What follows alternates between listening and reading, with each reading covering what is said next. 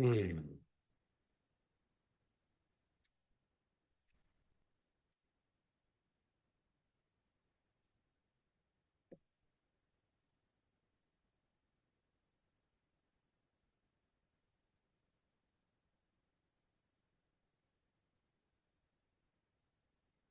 You're welcome.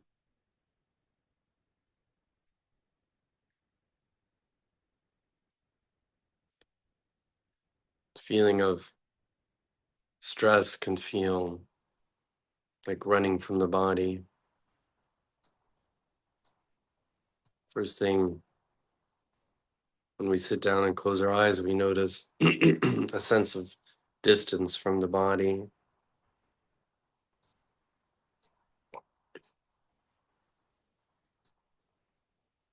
Taking a few deep breaths can kind of bring the mind back into sensation. Taking some long, slow, deep inhales and deep exhales, kind of sympathetic nervous systems and kind of in the mind more, whereas parasympathetic, the deep breaths can trigger some relaxation enough so mind can start to rest, settle, hover like a cloud of sensation with images of the body appearing within that cloud of sensations.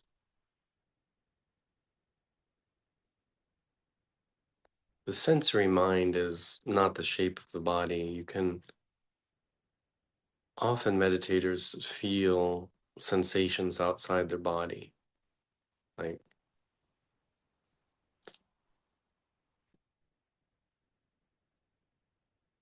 I'm not saying that there actually is a mind outside the body. I'm just saying it feels that way, and it's useful to pay attention to that sense of the field.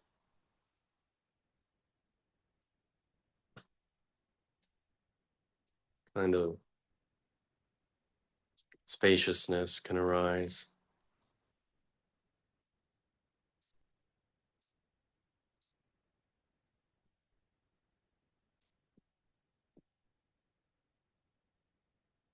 Notice any, whatever predominant sensations are. It might be sounds because we opened the window from the street, or the breeze,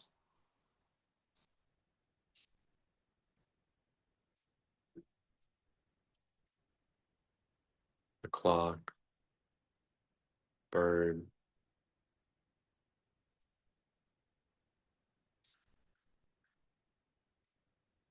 Just stay as connected as you can with the breath. There's a sense of a spacious internal expansion and contraction, and then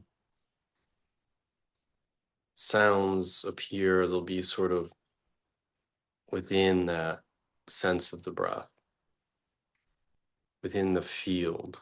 So it almost feels like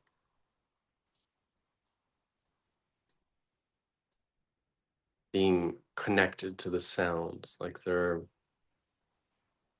not outside of you, but inside of you as well.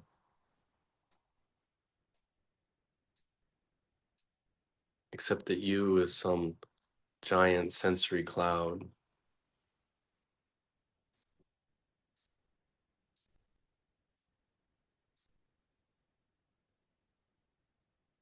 And so it doesn't feel foreign. It's a way of reducing reactivity. When we other sound through images and stories, I like or dislike the sound of a car. I like or dislike the sound of a bird or a clock. That's when we're projecting a room out there and a body over here. which is an accurate physical description, but it's not dharmically useful.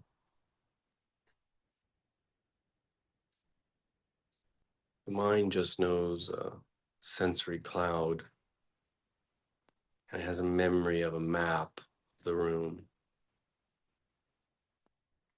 And it places things through that map and memory, but they're just made up. Not that it's not testable, but it's made up. The map is not the reality. So it's the mind is relating to a thought about the world that's just been proved true in the past.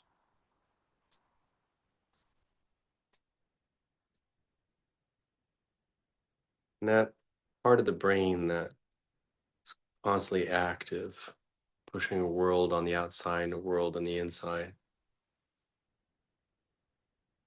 will quiet down. And the field of breath sensations will become more and more predominant.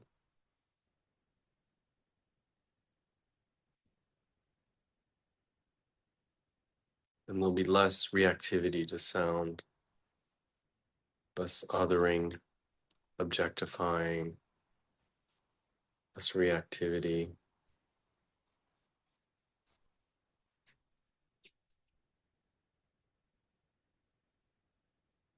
How can you say you're separate from these sounds?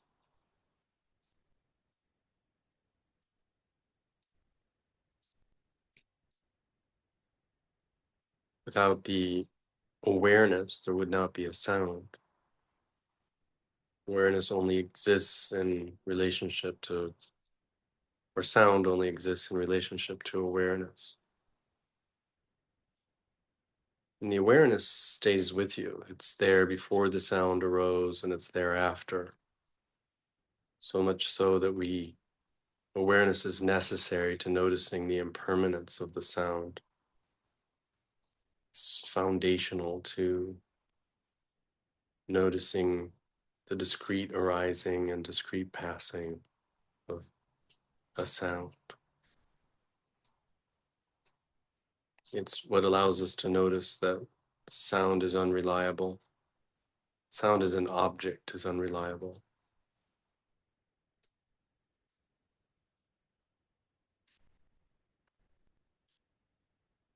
But the background awareness, now that's something to take a look at. What is this field in which sound arises and disappears?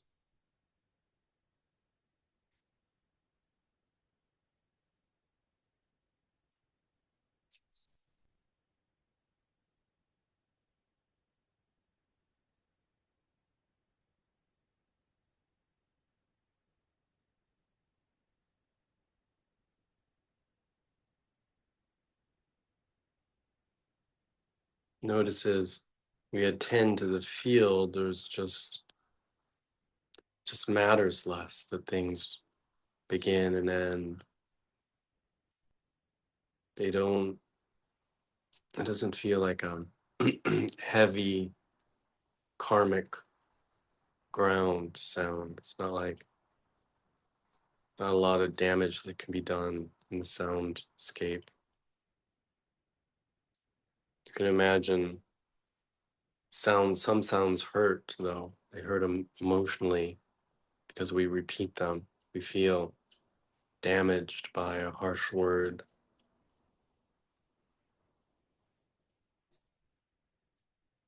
Can recall that we've been damaged by harsh words, but it's a self-damaging process. Those sounds of a hurtful word arose in the soundscape, just like this helicopter. It might have been loud and persistent for a while. We were being criticized, but just like this helicopter, they start to fade away. The person criticizing us loses interest and walks away when we don't react.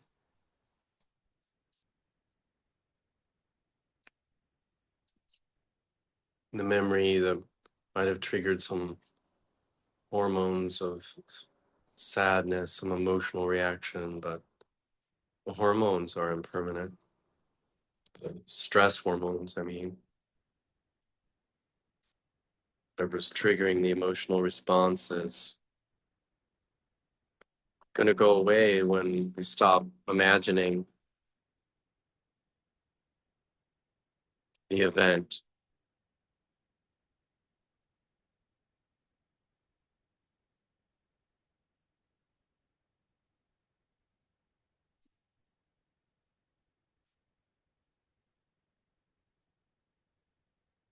And so we try, and these things are just passing in this awareness field. So what keeps them there, what turns them into skid marks and scars versus other sounds that just appear and disappear? Well, we think I'm a thing. And so a description of me that reifies me in a negative way hurts. But if I'm not a thing, no place those sounds can land.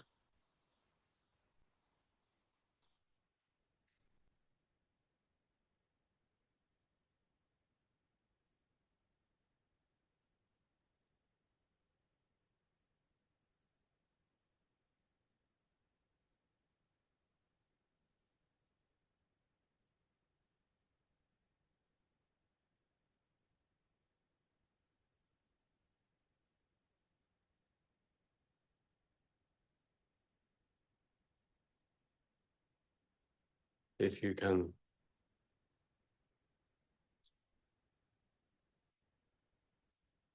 tend to sound a little bit more and try and just allow a little bit more.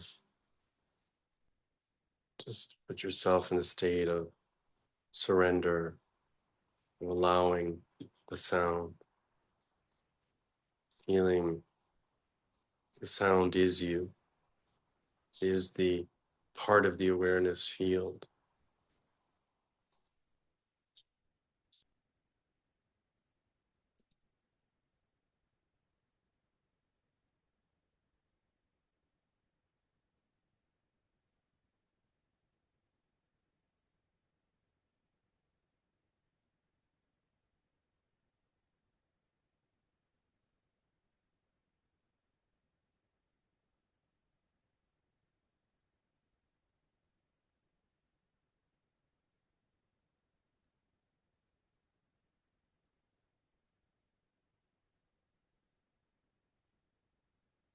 Notice the breath.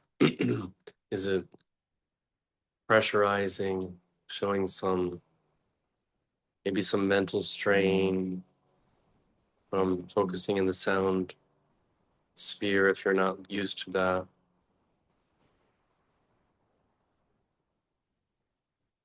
Bring the mind into the breath. Maybe where do you feel the breath most predominantly?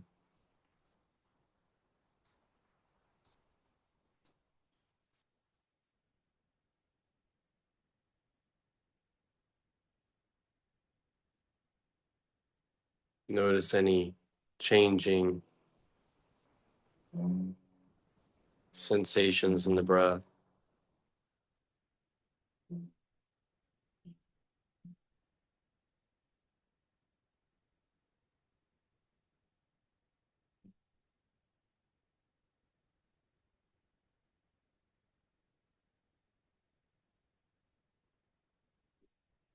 Let the mind again just be spacious, space that includes the expansion and the contraction of the breath sensations.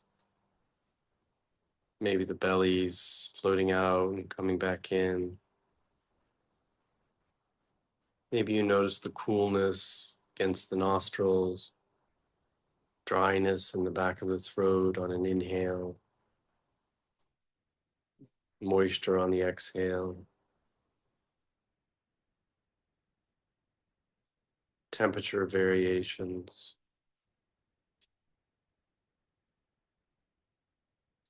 Maybe you notice some energetics, some tingling with the breath.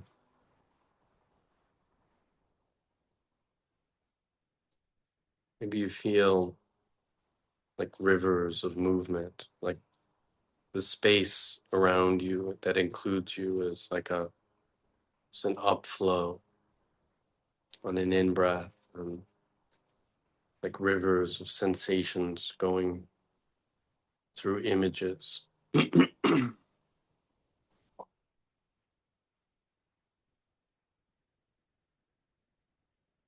Try and just notice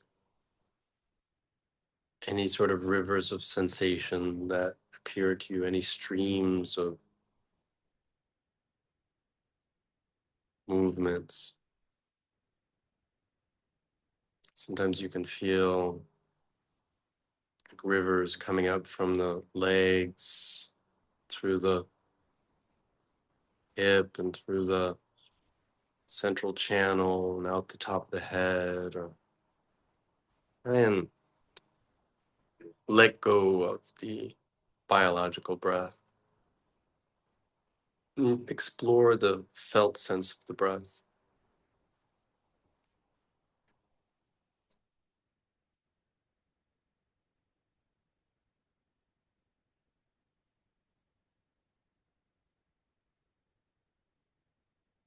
And if there's a achy part of the body that's starting to show up, it's just a little achy. Don't move immediately. Try and use the breath to open up.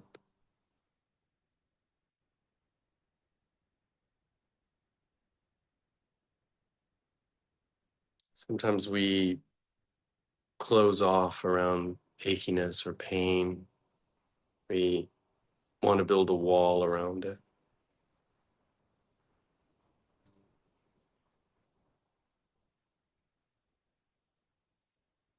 But often the achiness or the pain will go away when we don't wall it off. It'll get worse when we wall it off. We can breathe through it. We can actually imagine a breeze coming from one side through the achiness or pain and then out the other side. We can sort of energetically like take a comb and just comb through it energetically. Anything to spread it around,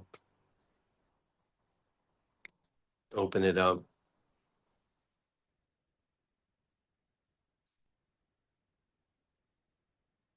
Sometimes the achiness will just go away on its own, and the body just starts to relax around pain.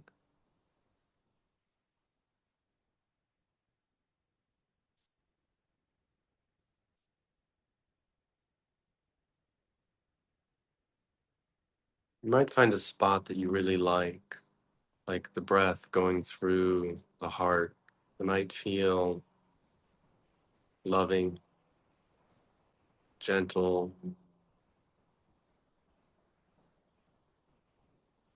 safe.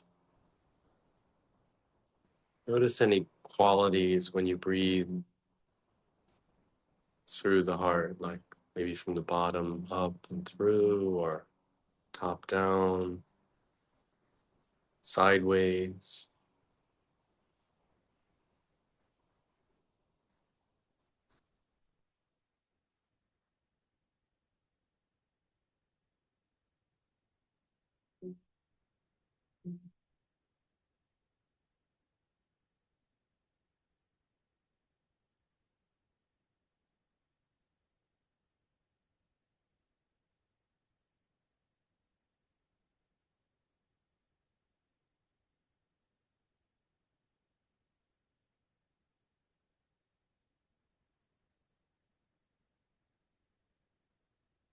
Sometimes pain is helpful to create a locus, a focus point for the mind. can pain is the thing that the mind can't unstick from. The problem with concentration is the mind can't stick to things. So pain will deepen the mind's ability to enter a state of non-distractedness. So I was always taught to thank pain as a mind concentrator. And I have to admit it's true. It deepens the ability to attend to surrender in a loving, attentive way without running, without running away, running to, kind of a still, quiet, silent way with spaciousness.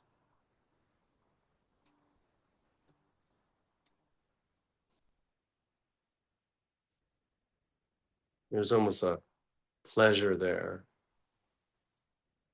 when you really surrender to the space in which sensations and pains are arising.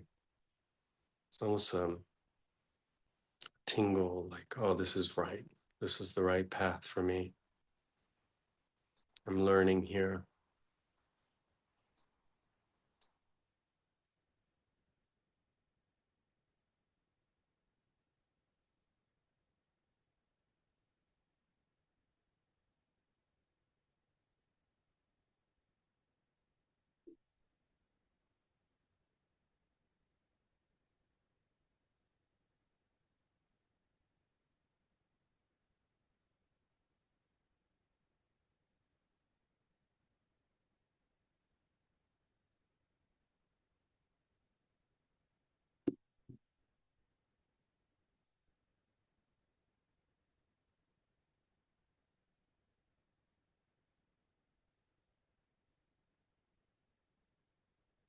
And there's still spaciousness in the mind. There's a natural gathering that happens with the breath. The mind sort of unites with the breath.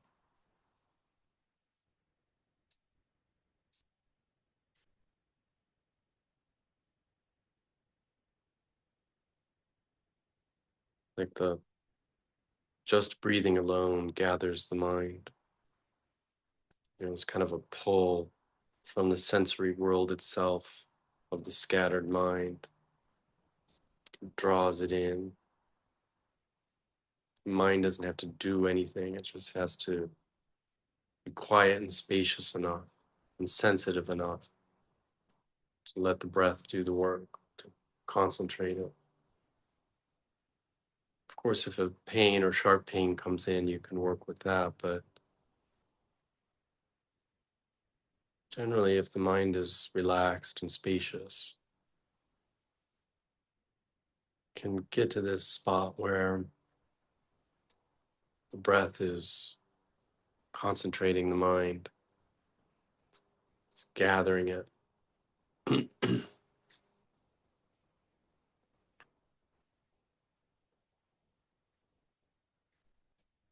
You feel any gathered mental energies around breathing sensations? And what kind of natural wakefulness?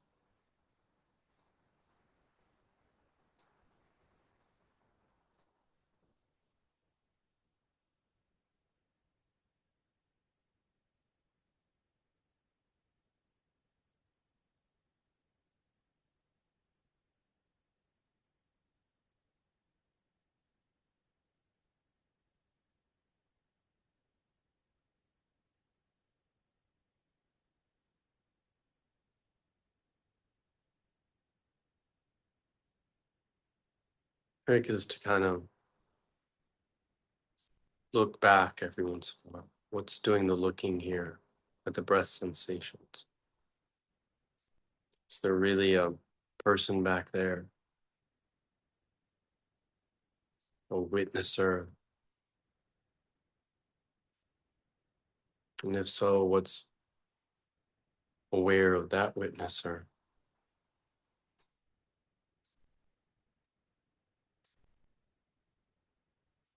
And what's aware of that witnesser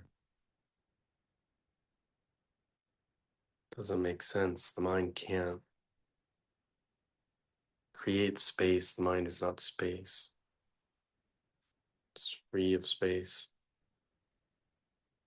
It's just mere knowing.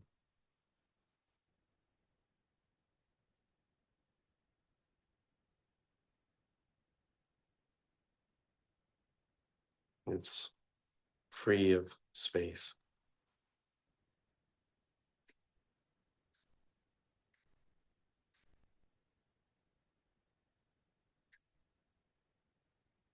Points of tension arise.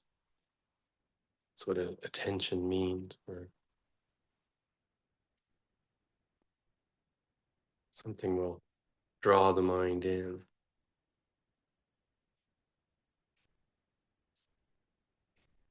Suddenly the mind is there, but it doesn't really travel to the knee. There's awareness in the knee. It just connects there.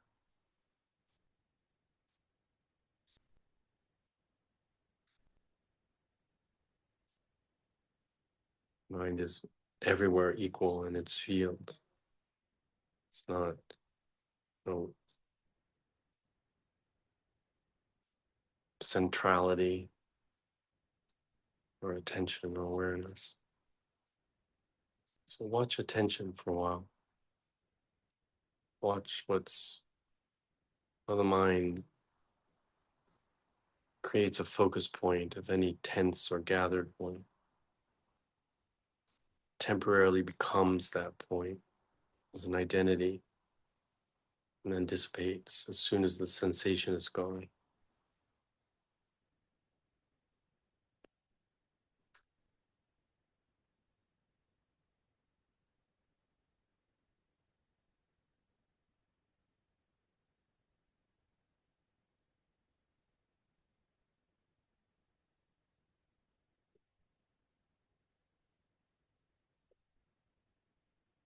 What if you just let go and surrendered to all these points of attention with no centrality, no preference?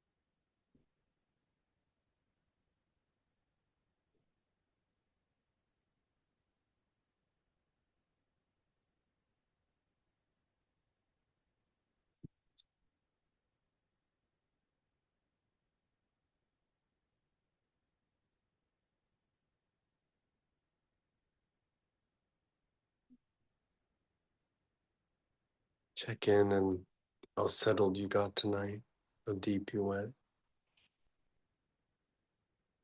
Become aware of how far you've gone.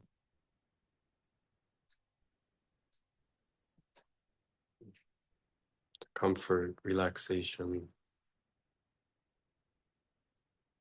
the rigid boundaries of the self dissolving,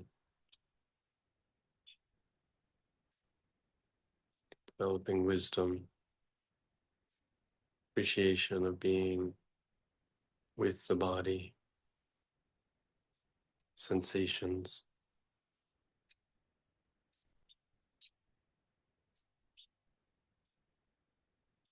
low or no reactivity, deep sense of presence, appreciation, gratitude, this opportunity to be with each other, be with our friends, cultivate a sense of warm radiance in the heart, and share it with everyone in the room, radiating in all directions around the globe, around the solar system and beyond.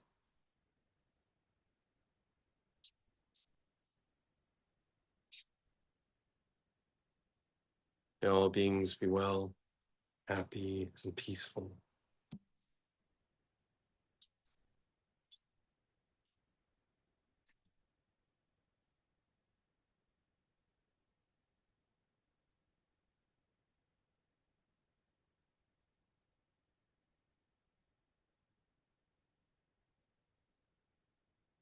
Uh, uh,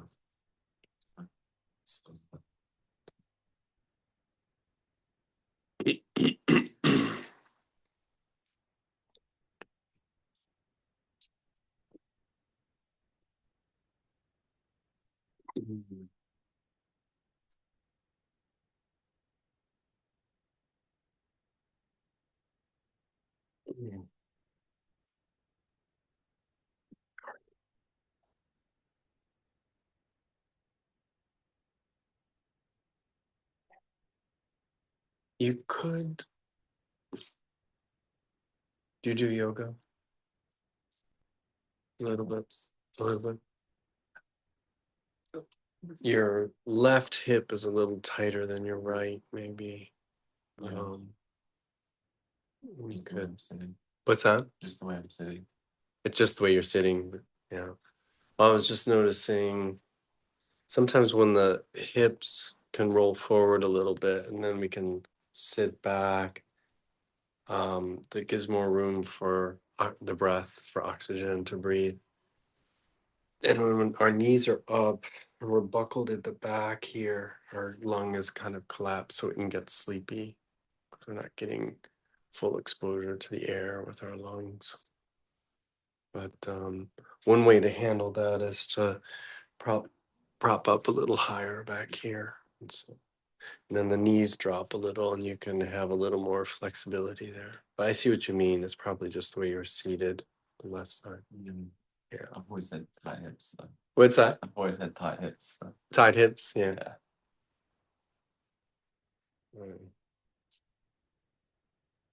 Um, yeah, I mean, I did this one for years, just leaning out over the cobblers. I think they call it cobblers. Just this can help a lot in meditation with just leaning forward with a straight back.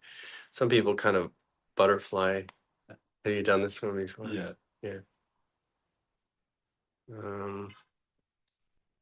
And then this is a really good one because you can just like take a nap there, and just hang out. And that one's really good. That opens things up. Pigeon, they call it. Yeah. But so just windshield wiping the legs can be really good too. Give you a little bit of a stretch too. But did I detect an Australian accent? You do, yes. Okay. Yeah. I didn't notice it before. I just noticed it now. Where are you from? I'm from a place called Brisbane. Brisbane. Yeah. Mm. Kind of like a subtropical. It has a uh, tropical climate. Subtropical, yeah. Subtropical. Wow. We have the wet and dry. Hmm. How long have you been in the US for? I landed 1st of September Oh, last year, last year. so not long. Mhm. What brought you here? I fell in love with an American girl back home. Hmm. I came back here. Came back here Gotcha. with her. And how did you get into meditation? I think I've always been kind of interested in it. Mm-hmm. I did like a 3-day silent retreat Mm-hmm. just before I left and really enjoyed it, and just like trying to get a little bit more into the Mm-hmm. philosophy behind it. Mm. How about yourself? What's that? How did you get into it? Uh, Suffering, I think. I had sort of traumatic illnesses. I was traumatized by having asthma and epilepsy. They're both, not being able to breathe and then not being able to control your body is traumatizing. Mm. Um, and the kind of epilepsy I had was kind of like Harriet Tubman's and other people, um, like some of the famous mystics and saints. A lot of them had epilepsy. I had mystical visions as well, um, kind of almost otherworldly type of things. It'd be like the world would rip apart. It would be like I'd be seized by a sort of mystical energy when I was a kid. For a child. It was A lot for a child. it was a lot for a child. It scared me because I didn't know what was going on. Not only just the epilepsy and the asthma, but the mysticism as well. But I think my parents thought I was on drugs because there was a lot of, because the mysticism was so weird to them. Mm. Like I saw shapes and colors and energies flowing through people and out, and kind of could read people really well by looking at how things moved, and the world felt very electric. I felt electricity everywhere and vibrations, and I would talk about it. My parents were just thought I was on drugs. And finally they believed me and my mom took me to a Tibetan master, and we did a summer program with him. Mm. I think she started believing it, and she took me to do yoga and the Tibetan master and like a Western, like Christian reverend who was really into Shakti Gawain and visualization type stuff. And I forget all that. So I was doing that when I was like 13, 14, Wow. by the time I remember. And learning how to chant Om and concentrate my mind on a candle. And, the seizures got worse and worse, more and more painful. I stopped passing out when I had them. I would be like aware of the seizure, which was very painful and scarring in many ways for a child. It like I could see, like I understood intuitively, not self, because my mind couldn't aggregate itself as an identity in that state. There was so much pain everywhere that it was like ripped apart. And so like the Buddhist path made a lot of sense to me intuitively. Mm-hmm. And I found my seizures started improving when I started doing Buddhist meditation in particular, like Theravadan Buddhist style. They started getting less and going away. And then eventually I went on a 5-month retreat, and I had my last seizure during that retreat. I just meditated through it and it went away, and I've never had any symptoms since.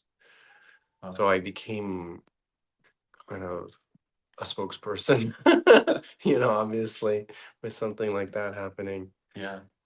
And the monks asked me to teach here. I've been here ever since. It's a great story. A wild one, huh? Yeah. Never dramatic. Some people need to be hit over the head to meditate, like me, I guess. I need loud. Loud. You need to meditate. We're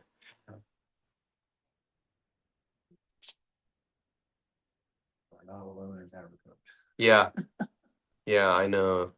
You too. Like that's to smack you over the head. Yeah.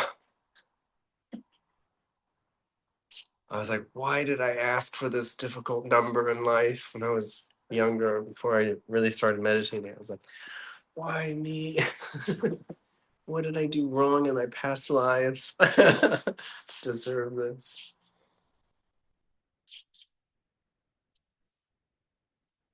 It was a little freaky because I had celiac disease too, so I was constantly sick with pneumonia and illnesses, and I just thought I wasn't going to live. I think at some point I just decided I wasn't going to live long, and I had to prepare myself for an early death. And I started really meditating hard at that point in my early 20s. I just made sacrifices to find the extra time to meditate. So I had a morning and an evening practice and a long weekend practice, and I did a lot of meditating.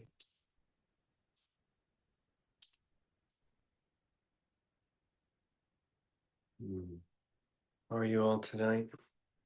Any thoughts, questions, comments? Oh, thank you. That was really beautiful. I haven't given a meditation like that in 10 years. Very different kind of meditation. It was fun. Yeah, I really enjoyed it. You enjoyed it? Thought it was nice too, having all the sounds, Mm-hmm. It can become quite comforting almost. the birds and the helicopters and the Mowing. vacuum and everything. There was a vacuum, the clock, the lawnmower. I think. Oh, there was a lawnmower. Or something. There was a cat. I forgot about that. Yeah, but it felt like these things kept coming up and They never stop. yeah. As soon as you open a window around here, this neighborhood. It's kind of nice though. You can kind of like observe them coming in and coming out, and it's kind of nice to be able to, I don't know, like thinking about awareness, like being aware. Like it's a great way to being aware of being aware. Yeah, exactly. There's a book called Being Aware of Being Aware. Yeah. There's another book called Being Aware. They're both good. I have them both at home if you want to glance at them. Yeah, it was nice. Oh. Good guidance too.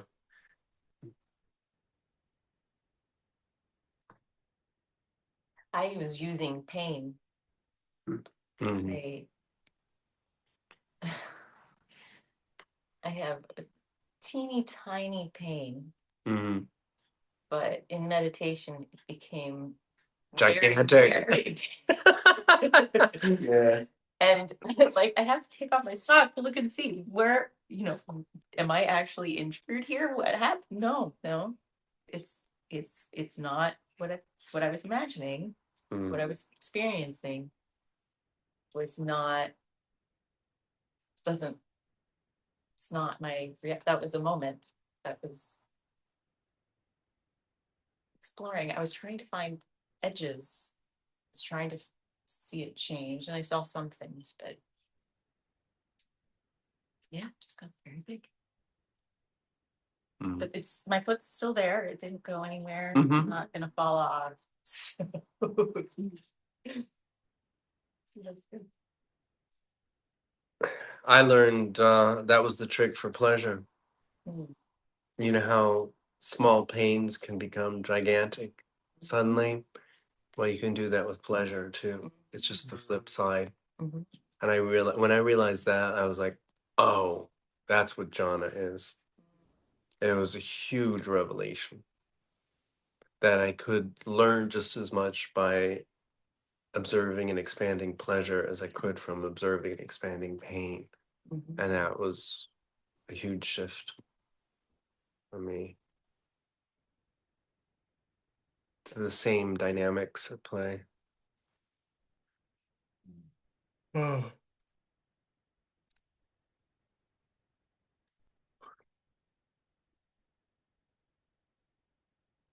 I love this weather. It's like you're not fighting it anywhere. Mhm. There's no part of your body that's recoiling from it or reaching for it. It's like a state of balance.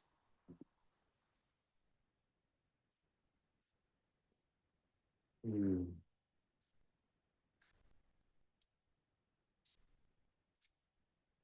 Mm.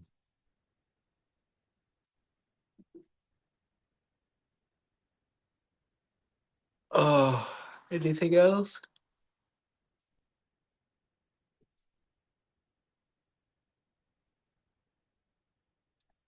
Good to see you, Louise.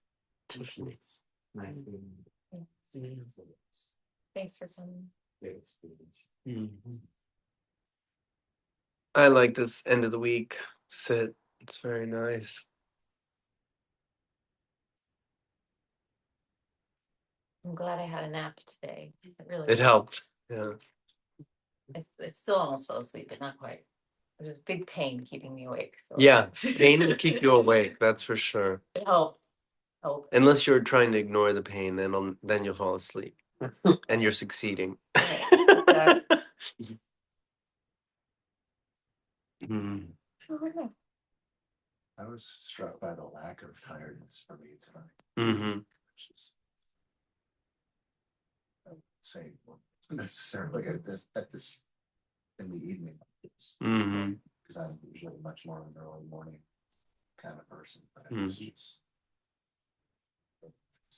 When do you get up? gosh, I mean it varies, but like 5:30. 5:30. Mm-hmm. It's a good hour. That's quiet. Quiet hour. Depending on the household. Do you get most of your practice done at that hour, or do you have to start working? Yeah, I mean that's usually time I Reflect, sit, quiet and still.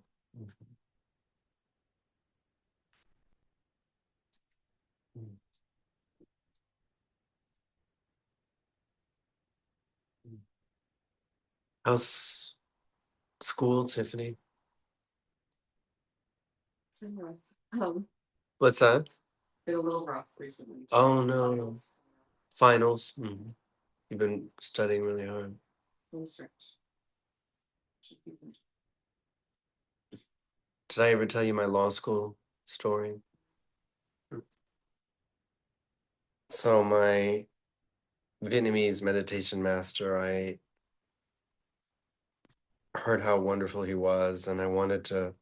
Oh no, that was my second time. I was just gonna come. He scheduled 2 10-day retreats, like one after my school year ended, and then right before, and then yeah, and then he scheduled another one right during my bar prep. And I thought, oh, I can come for a weekend and take a weekend off.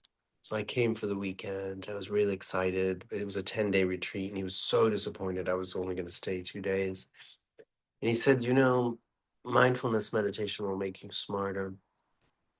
And I don't know whether I believed him or not. I think I was just decided I was going to leave on Monday. But then I noticed my mind was sharper after meditating intensely for the weekend.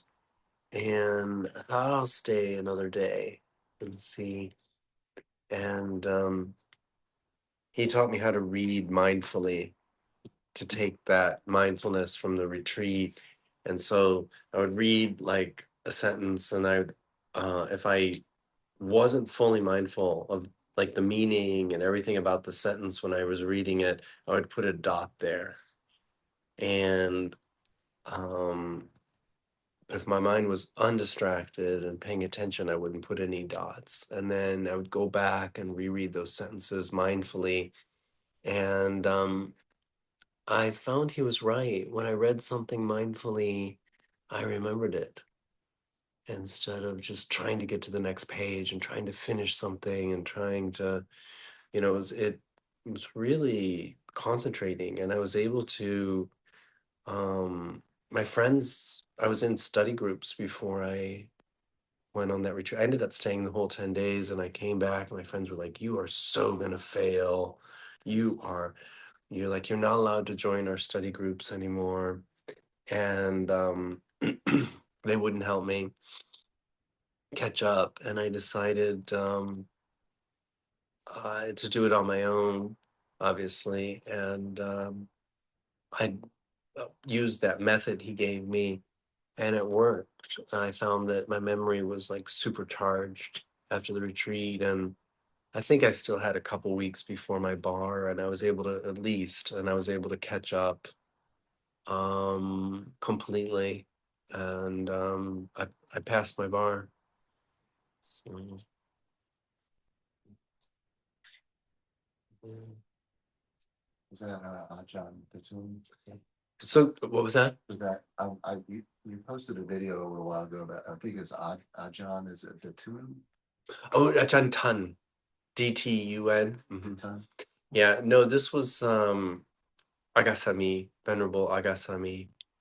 He's like a 4'10" Vietnamese monk, and Aga means tall, high, and Sami means master, and he's a very funny man. All master. And he's like, "I'm tall, master." He was always laughing.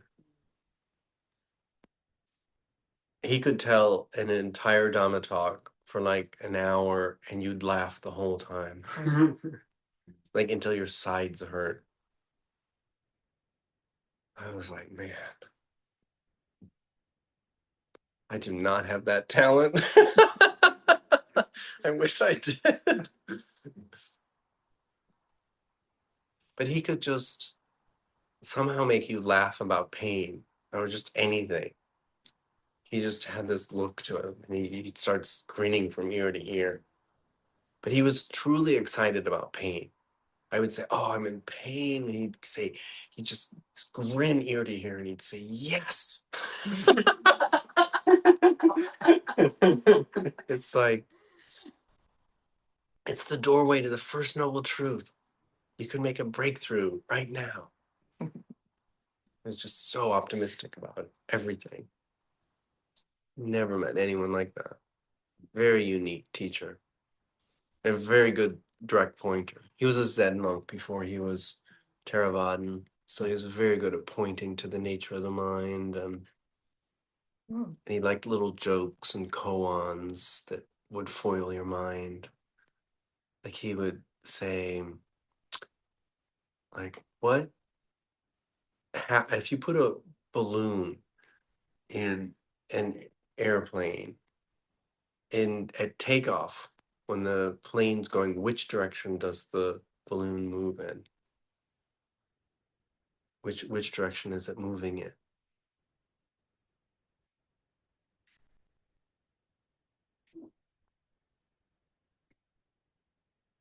You need to ask me riddles like that. And the answer is perspective matters.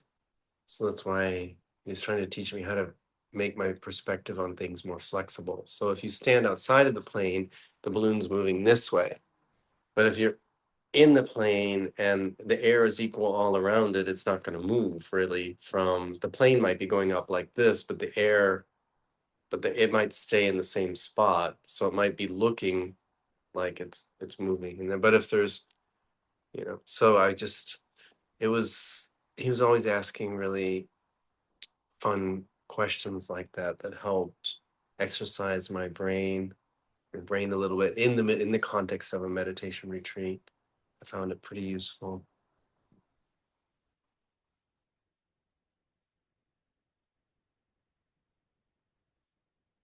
When is your retreat at the Lavana Society? July, Through 6th.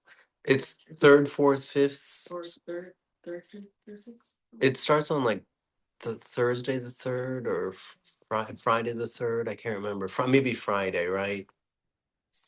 And then the 4th is like Saturday or something. I can't remember. And then Sunday, and then it ends on Monday, I think. Yeah. Okay. So it's a holiday weekend. I don't think I want to be here anyway for the 250th. Rather be in the woods.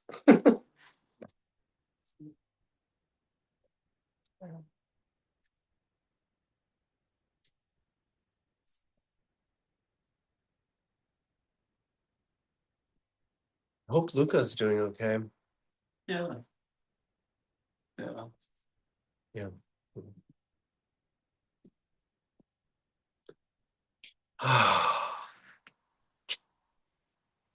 Thank you for joining online, everyone. Have a good one. Thank you for having us. Yeah. Thank you. Have a good weekend. Oh, thank you so much. Yeah, Rachel. I just saw your chat. Thanks for letting me know. Oh, it Send was just that up. because you were talking about it, so that's Yeah, I understand. Yeah, I understand. I'm used to it, or I was. Less now. Almost nothing. But I had like almost 20 years of nothing. And then oh, you did. yeah, Interesting. it was very weird. Hmm. And it came roaring back worse. So. Oh wow. It went away in your childhood, Um, or disappeared for a while. yeah, so Hmm. I started medication and then they took me off it and it was years. And it was fine. Yeah. So, and then I wasn't again. Hmm. Um. So you're back on medication. Does it make you sleepy? No. No, that's good. See you again here. Yeah, that's It gives me good. Hmm. dreams though, like very vivid dreams. Oh, interesting. Huh. Yeah. Do they wake you up? Are you sleeping okay? Try to get down. It depends. Usually I'm Yeah. okay. It's been a rough couple of weeks. Huh. The Department of Justice had been sitting on all the VAWA grants, and Oh. Hmm. so I was gonna get laid off. Now they're giving me 10 hours a week. Oh, really? Yeah. Hmm. Till we, find out about our VAWA grants. So Yeah. Wow. Um, I hope that's not stressing you out. just a little bit. Just a little. Just a little. But Oh, thank you, Tiffany. All right, I'm gonna say goodbye to everyone, Rachel. bye.